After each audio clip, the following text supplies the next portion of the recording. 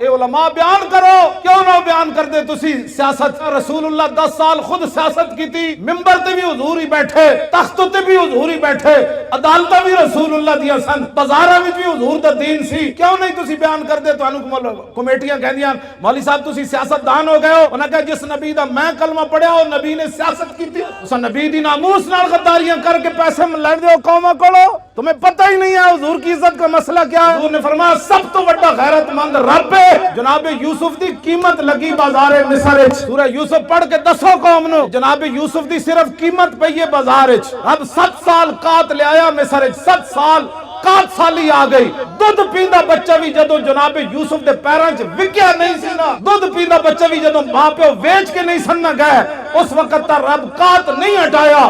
رب اپنے نبیوں دی عزت دے بارے اتنا غیور ہے، وہ تو جناب یوسف ہے، اور امام الانبیاء کی بات تو ہے ہی نرالی۔